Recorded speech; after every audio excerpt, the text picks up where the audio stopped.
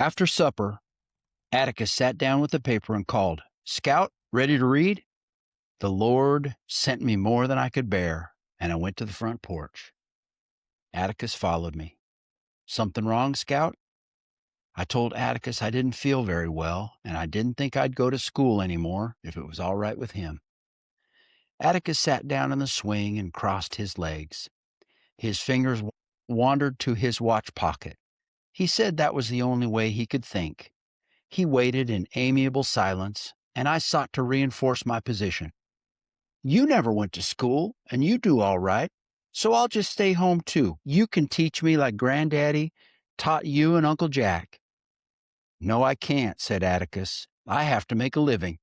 Besides, they'd put me in jail if I kept you home.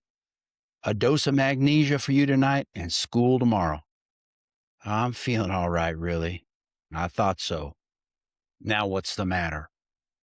Bit by bit, I told him of the day's misfortunes. "And she said you taught me all wrong, so we can't ever read anymore, ever. Please don't send me back, sir, please."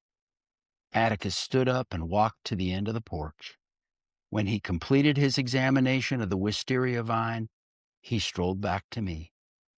"First of all," he said, "if you can learn a simple trick, Scout, you'll get along a lot better with all kinds of folks. You never really understand a person until you consider things from his point of view, until you climb into his skin and walk around in it."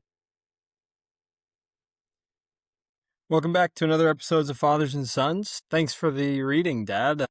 We are talking To Kill a Mockingbird today, Harper Lee, and that was one of, if not the most important sections of the book.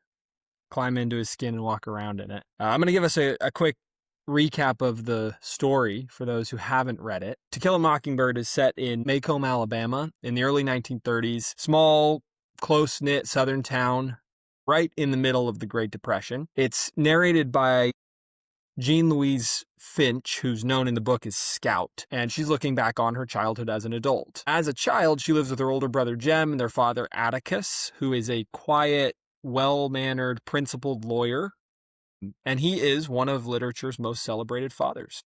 That's why we're talking about him today. The novel actually runs two stories simultaneously. So we've got the first, which is a childhood adventure where Scout, Jem, and then their summer friend Dill become obsessed with Boo Radley, who is a reclusive neighbor that they've never seen outside his home. And they, dare each other to approach his house, invent legends about him, and then slowly, over 2 summers, they begin to understand that he's not the monster they imagined, but is something else entirely different. The second story is a trial. It is Atticus being appointed to defend Tom Robinson, who's a black man falsely accused of raping a white woman in a town in Macomb, Alabama, where the outcome of this trial is effectively predetermined. Yeah. Atticus mounts a genuine defense, a rigorous defense, and he loses anyway. And Tom Robinson is convicted and later killed.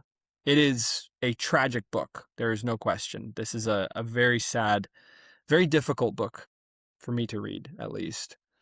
And then the novel itself, I would say, is about what these two experiences do to the children and about how Atticus and the children sort of navigate the book or navigate those parts of the plot and how those kids then grow up. Or rather, how they learn from those experiences. Yeah. A couple of things. I somehow missed this book, although this is probably one of the most important examples of modern American literature.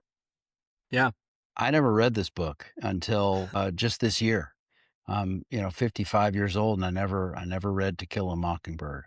And really enjoyed it, and did not read it actually with the intention of doing an episode on this. But as I read this book, I was just so impressed with the figure of Atticus Finch, the character of Atticus Finch as an archetype, not just of a father figure, but as sort of an example of sort of courageous integrity.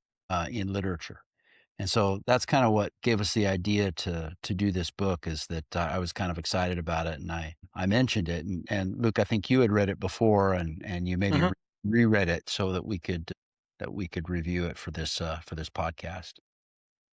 Yeah, yeah. I read it in high school, I think, like most people, but I did reread it over the past week or two, and it's a heavy book, but agreed, it's important, and I think it's a good one to talk about.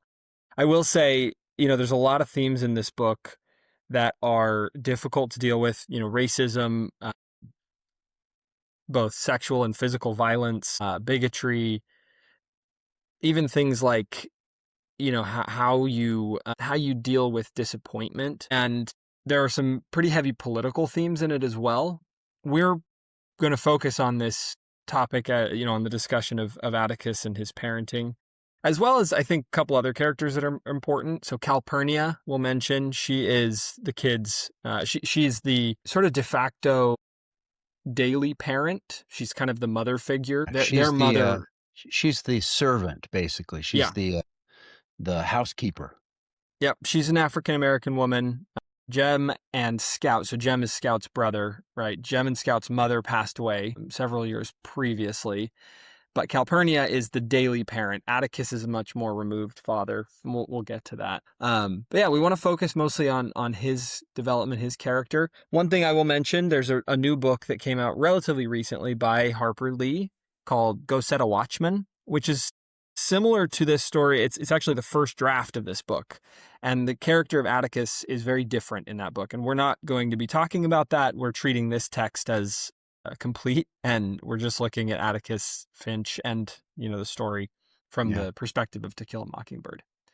Before we get into it, I do want to say that you're right, that there are a lot of difficult themes. This book is filled with violence, and it does have some pretty heavy themes. And the story of Tom Robinson, the black man who's put on trial for a crime that he clearly did not commit, and he is incarcerated. He does die. He isn't executed, but he dies trying to escape from prison later in the book. It's very sad. There are also a lot of interesting, funny, joyous moments in this book, and so I really enjoyed that part of it as well. It's it's it's narrated from the point of view of a child. Yeah. And there's a lot of sort of summertime kind of coming of age stories and relationships and characters and perspectives on growing up in the South that sort of give it a richness, that also fill in some of the family relationships and some of the dynamics and help you kind of understand how this very unique family, and we'll get to the father and children dynamic here in just a minute, kind of how it worked, how it was unique and how it was different, and how in some ways it was very traditional and conservative. So I highly Yeah. recommend it. It was a lot of fun to read. There is a really heavy strain of nostalgia in this book, I think, is what you're Yeah. getting at. Yeah. And there's kind of this warm tone, often idealizing parts of the South or Southern culture. I think it's important to recognize that some critics do argue that this nostalgia is not deserved by this sort of Depression era Jim Crow South. And I think rightly so. I mean, you can make that argument. There are a lot of really terrible things that happened in that time and in that place. And I think that's part of what makes this book so interesting. And from a parenting perspective too, I see the question of Atticus Finch as twofold. First of all, he is a paragon of integrity. He's this character that I think we should all aspire to be like. But he loves Maycomb, Alabama. He loves he chooses to stay in Maycomb. He grew up on a plantation. He is comfortable in this world that is fraught with difficult situations, difficult decisions. So a lot of what I think I'd like to talk about today is how does he remain integrous, and how does he parent his children to become the kind of people that, we want our kids to become, while also treading this line of living in the very difficult world that he lives. Yeah. Yeah. Well, okay. So two things. First of all, does he parent his children? Does he? Right. he's in some ways a pretty distant father compared to sort of our modern notions of very involved, protective parenting. And we'll get into that. I have down in my notes sort of like free range parenting. Now, Yeah. in some ways, it's not free range parenting because he's very involved in the moral formation of his children. And we'll talk a little bit about that. He does have set very high moral expectations of his children, but he is not a helicopter parent by any stretch of the imagination. He delegates a lot of the day-to-day to Calpurnia. He doesn't go to like school events. There's like a scene there where they have a school program. Yeah. Atticus is not going to the school program. He's been working all day. He's not going to the school program. Right. And that Yeah. is like totally different from today. He sort of sets a mark, a moral standard. He explains why the moral standard is important, and he models that moral standard, but he does not micromanage his kids, right? So I think there's that question. But then I think I'm also maybe going to disagree with you a little bit about whether Atticus sort of is, consenting or, part of the problem in Maycomb. Okay.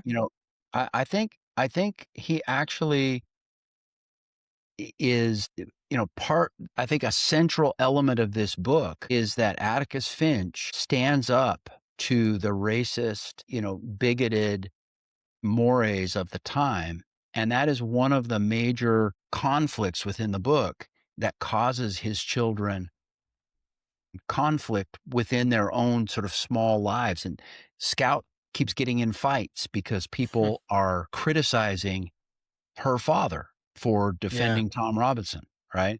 This is a theme throughout the book. And so he is constantly having to explain to her the morality and the importance of standing up for what is right, even when nobody else agrees with you. And they have this conversation over and over, right?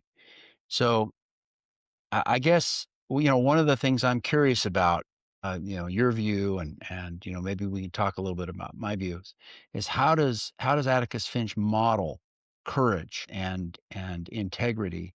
And does it work? Does it rub off? Is that the way to do it?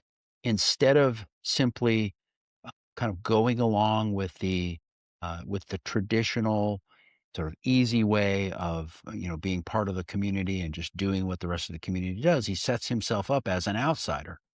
Yeah.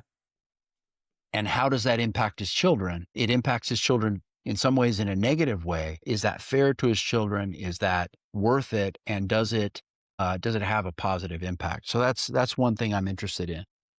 A couple other things I'm interested in. I alluded to this. It's sort of his style. I'm interested in your take on this style of modeling behavior as a parent, right? Explaining, explaining the reasons why, and then modeling the behavior rather than sort of imposing or, offering punishment or those types of things, just modeling the behavior and then expecting the kids to rise up to that standard. So those are a few of the things that I thought were interesting about the book.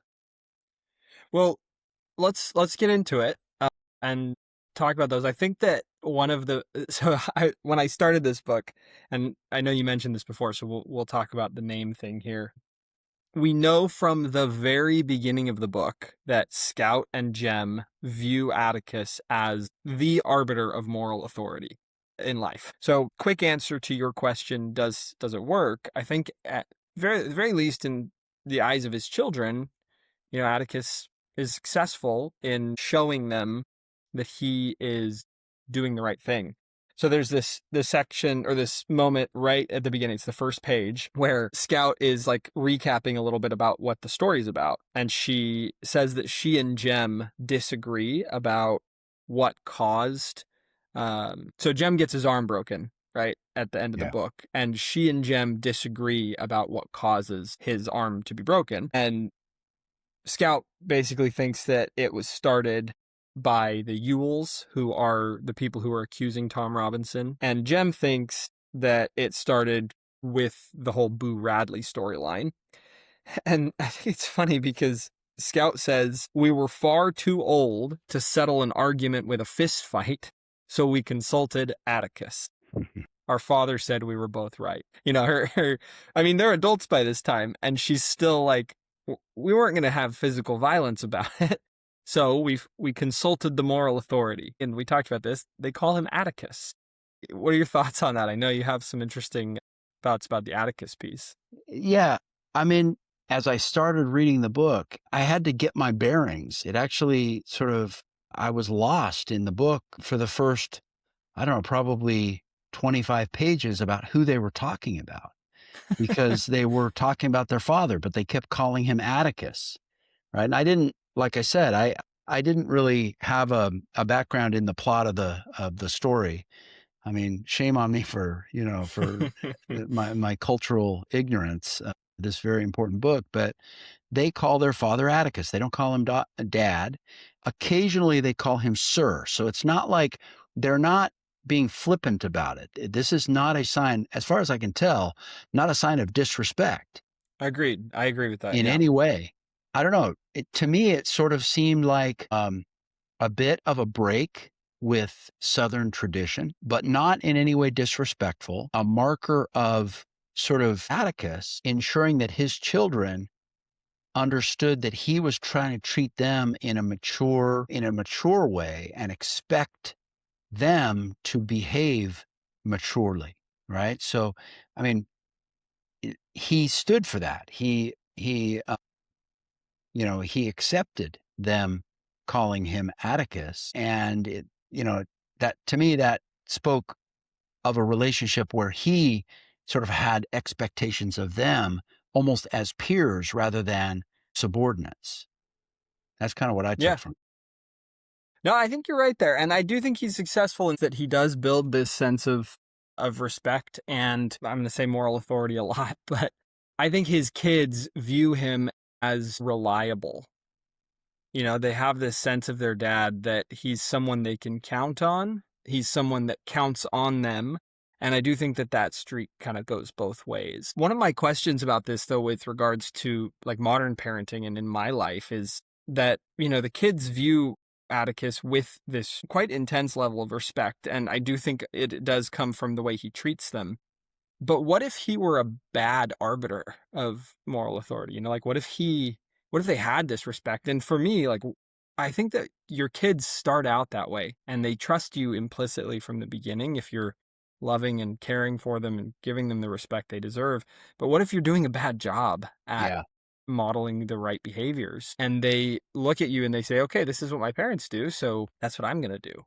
I do think Atticus is a great example because he doesn't do that. And I'll caveat a little bit what I said earlier about, does he fail at fighting back against fighting back against his society? I don't necessarily believe that. It's just a question that was in my head.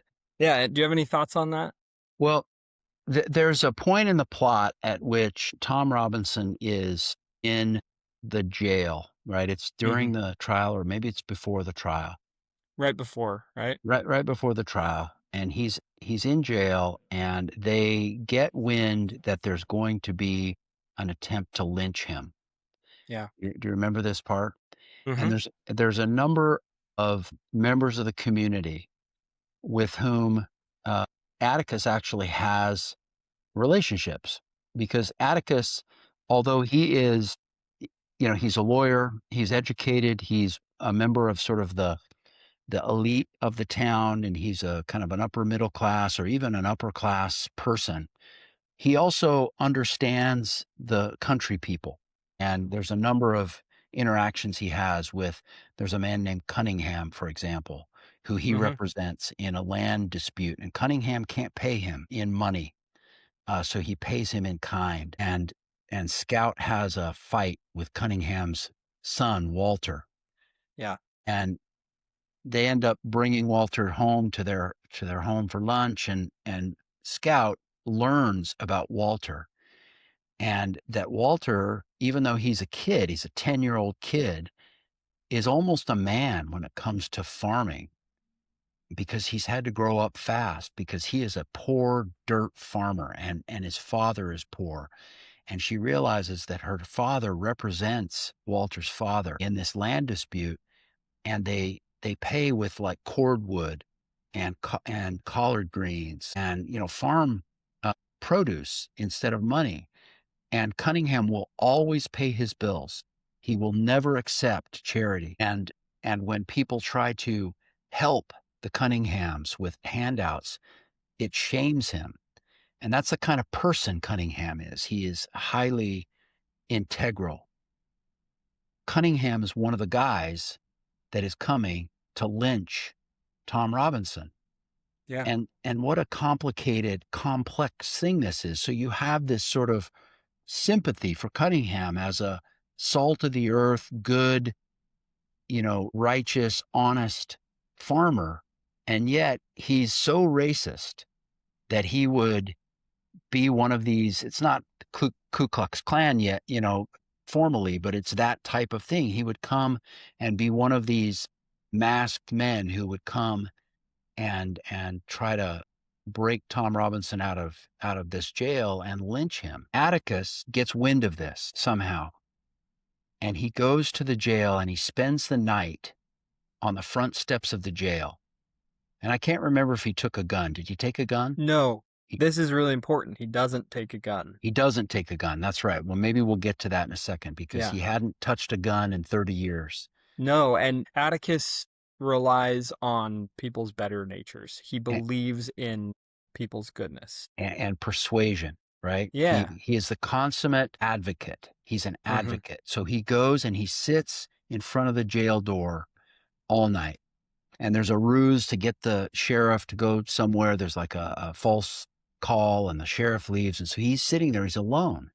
And these rough customers come, and it's a mob. I mean, it's like a mob of men. Yeah, Atticus is in danger himself, right? That's right. This is like, And it's him standing up for his client.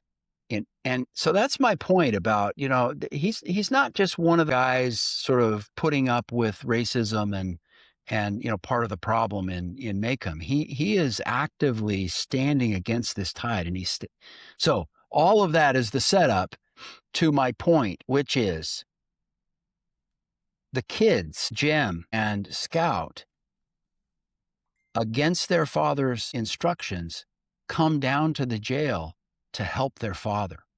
So that courage, which he modeled, even though he told them, stay home, do not come downtown, and they knew it was going to be dangerous, they came downtown to help because their father set that kind of example. We can hope that our children follow our example. And sometimes if we set a bad example, they might follow that example. They won't always follow our example. I mean, sometimes they will, sometimes they won't.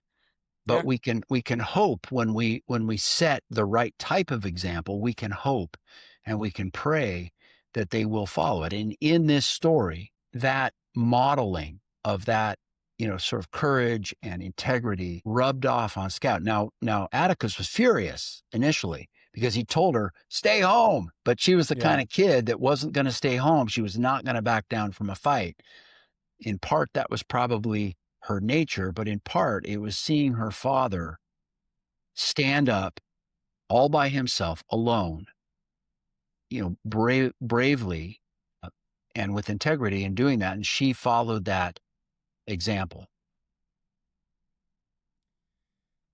Yeah, I think that's such an amazing scene. It's such an amazing moment in any story. And, it makes you want to be better in your own life. I wonder about Atticus's motivation here.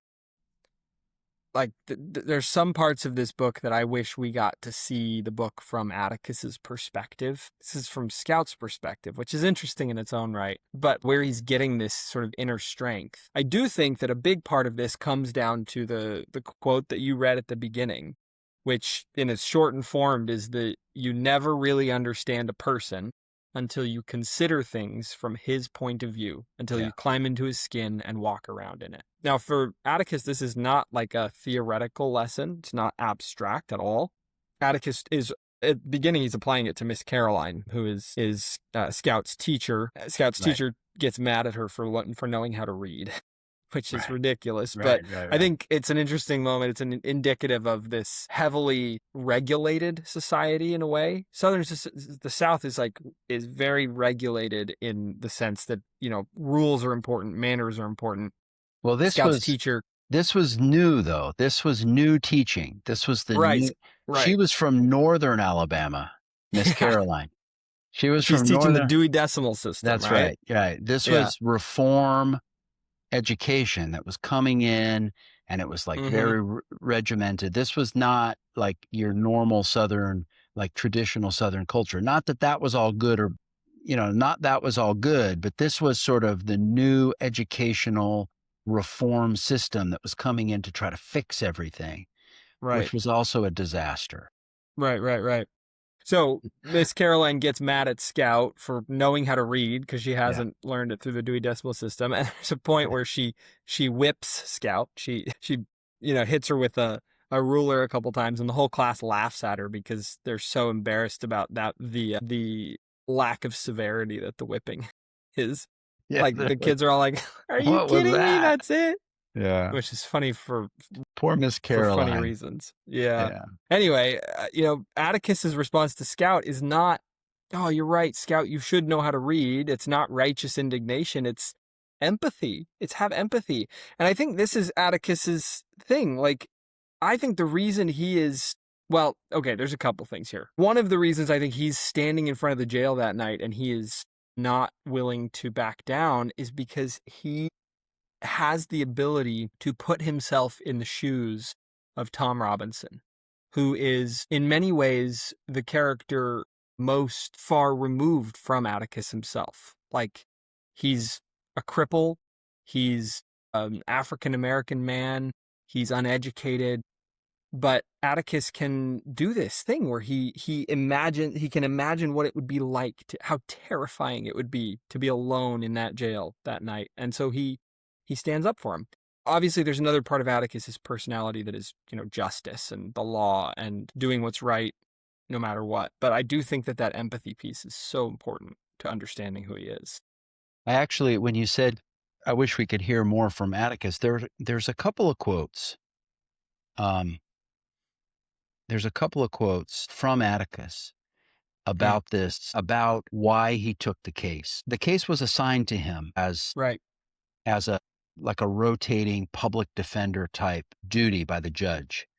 And there is a quote from the judge later on in the book, if I recall correctly, that basically the judge knew this was going to be a tough case and he could rely on Atticus to take it, right? It's from Miss Maudie, who is their across the street neighbor. Yeah. And she's talking to Scout, and Scout's like, "What?" Scout's still a little disappointed in her dad. How come Atticus had to take this case, basically? Yeah, right? and Miss Maudie's like, "Did it ever occur to you that maybe the judge was trying to do the right thing too in his own way by giving the case to somebody?" Yeah, go ahead. So this is what Atticus and Scout is talking to Atticus about why he's doing this. Why do you have to defend Tom Robinson? Everybody is criticizing you. The whole town is against you. And he says, "Scout, when summer comes, you'll have to keep your head above far worse things. It's not fair for you and Jem. I know that, but sometimes we have to make the best of things. And the way we conduct ourselves when the chips are down, well, all I can say is when you and Jem are grown, maybe you'll look back on this with some compassion and feelings that I didn't let you down." It sounds like Gandalf. I was just thinking that. I was literally just thinking that same thing. It's like we don't get to choose the times. All we get to choose is what we do with the times we're given. Yeah, isn't that and a Gandalf the other one quote? Yeah, and the other one that I was thinking is when I'm going to read it. I just pulled it up. Gandalf says, "I've found that keeping evil at bay is in the small things, everyday deeds of ordinary folk that keeps the darkness at bay." Yeah. Yeah. I don't know if Harper Lee was a Tolkien fan, but it's the same principle, right? That sometimes we are called upon to take a stand. And that's what he's explaining to his daughter. Then he says, this case, Tom Robinson's case, is something that goes to the essence of a man's conscience. Scout, I couldn't go to church and worship God if I didn't try to help that man. Yeah. And there's more. I mean, I could just keep reading the book and we could just do the whole. Yeah. It's go pretty, read the book, guys. If anybody's taking the time to listen to our little podcast, go read To Kill a Mockingbird. Yeah. Yeah. Now, okay, so this I think brings us to my this brings us to my biggest question and the hardest thing for me about this book, including with regards to parenting, which is when you are called upon to do the right thing, I think sometimes it's hard to know what that is. So let me contextualize a little bit. Lee wrote this book in like 1957 through 1960, which is mid-civil rights movement. There was a specific intervention happening at the time to change the way that society was structured. The reality of the United States is that there was a very significant part of our history that was horrible for a large portion of our population. And I think one of the things that's hard about this book for me is that there's no mobilization to change society from Atticus's standpoint. Atticus is a lawyer. He is a defender of the structure and the institutions that exist in the country at the time, to some extent, right? But he's also teaching his kids that the way things are is wrong. Yeah. And we currently live in this. I don't think we live in a situation that is as bad for as many people as the civil rights movement time and prior was, but we do live in a politically divisive situation. We live in a time where there are bad things happening. And I feel constantly this pressure from two sides of the, moral action spectrum. The first of which is what we've been talking about a little bit, which is, sort of the daily actions of individuals to improve society as a whole. And the other side is, you need to get out there, you need to protest, you need to fight back in a more organized way against the institutions that are causing issues. And really what this comes down to is it's a bottom-up approach against a top-down approach. Like, do you believe that improving each individual member of society is the right way to improve society, or do we start at the top and fix the institutions so that society can then, follow suit?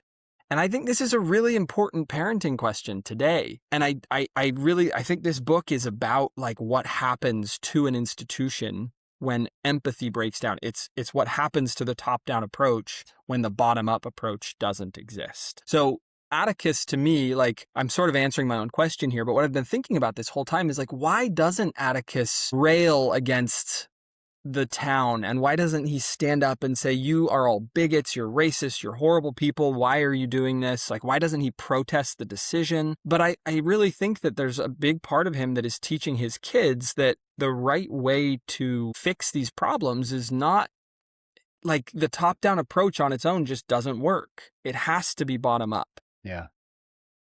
And this is kind of poignant. At church today, we had the lesson on the Declaration of Independence and the American Constitution. I don't know if you guys had that in Belize, actually, now that I'm thinking about that. So we had a lesson on this, and there's a quote by John Adams where he says, "Our Constitution was made only for a moral and religious people.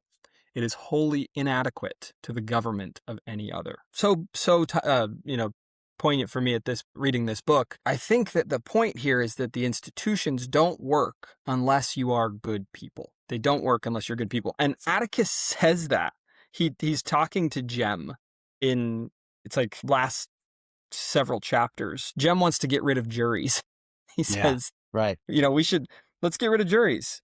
It all goes back to the jury then. We ought to do away with juries. Jem was adamant. Right. But Atticus says, doesn't matter, Jem, what you do. At the end of the day, it's the people on the jury. And whether they're on a jury or off a jury, if they're bad, if they're wrong, and if they haven't been taught correctly, they're going to make the same decision. So I have talked a whole bunch here, but this has been rattling around in my head. No, these are really great questions, and they're deep, and they go to the heart of political philosophy. I read Les Miserables a Mm, couple of years ago, which is another one that is worth the effort. That's a big one. yeah. But there's a line in Les Miserables by Victor Hugo that I've always remembered, that stuck with me. And it goes something like, the genius of God is in incremental change. Hmm. And, Hugo was very radical as a young person and very pro French Revolution. But as he aged, as he got wiser, and as he saw the abuses and the unintended consequences of the paroxysmal revolution, he began to think that incremental change would have brought the most good for France. Now, it's easy to say, for those who are comfortably enjoying the Yeah. broad suite of rights. It's much harder to make that argument to those who are deprived of rights, right? But you asked at the beginning, about a father who's the moral authority. What if you make the wrong moral choices, right? When you start going down the road of getting rid of juries and making huge changes politically and protesting and having, big political changes, you start bringing into the political sphere all kinds of all kinds of possibility of tyranny, right? Mm, So, I mean, I don't have an answer for you, but yeah. I do know that, this book explores that question. Do you trust and try to strengthen and make better a system based on rule of law that is, while imperfect, can continue to be improved incrementally? And then in parallel, do we continue to teach our children? Do we continue to make our best efforts to bring up the next generation, the rising generation, to have empathy, to have integrity, to have courage, to try to solve these problems over, incremental ways over generations? Or do we burn it all down? Yeah. No, I think you're right. I do think that's true. And as parents, I think our first responsibility is to the raising of moral children. Like as a father, you have the responsibility to teach your kid to be a good person. That's your first step. I do think there are situations in which extreme actions required. I mean, the civil rights movement, I think, is a great example, like where I would say that, the marches and the protests and, Dr. King and the things that happened during that sort of time in history were incredibly important, and they should have happened, and they did happen. But I also don't think that they would have been successful without an underpinning of people who believed in what was right, and without people who had parents like Atticus who taught them to have empathy. I have one other question that I want to raise about Atticus Finch and maybe about parenting, which is this idea of stuff we don't know about our parents. Um, throughout the book, Scout, while she clearly loves her father, she's also a little bit embarrassed of him, that he's sort of Yeah. this, like, kind of, he goes to an office every day. He doesn't really do anything. He's not a farmer. He's not a, like, train engineer. He doesn't really have a real job. That's kind of He her wouldn't be impression. on he's not one of the micro dirty jobs guys. No, he's not anything that, like, all of her peers seem to their fathers Right. seem to actually have more action-packed jobs than her father. And then there's this incident that happens where there's this rabid dog that is roaming the street. You remember this part? Yep.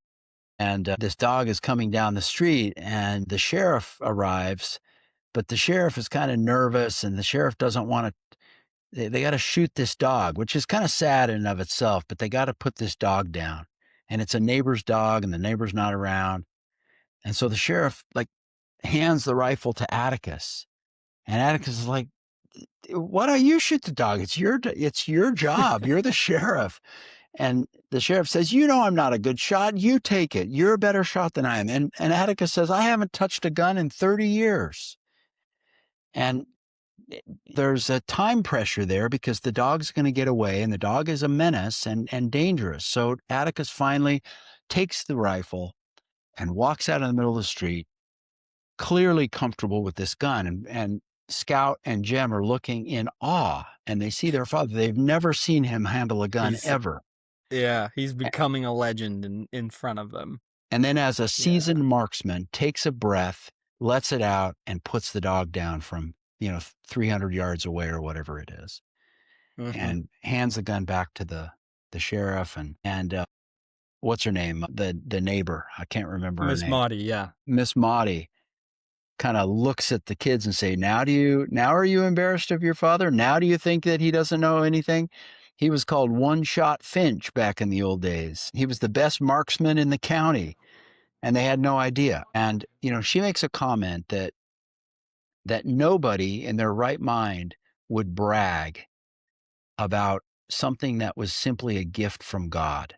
And that was what Atticus considered his marksmanship. He just had a talent for it. And it's not something that he enjoyed or boasted about. He was just really good.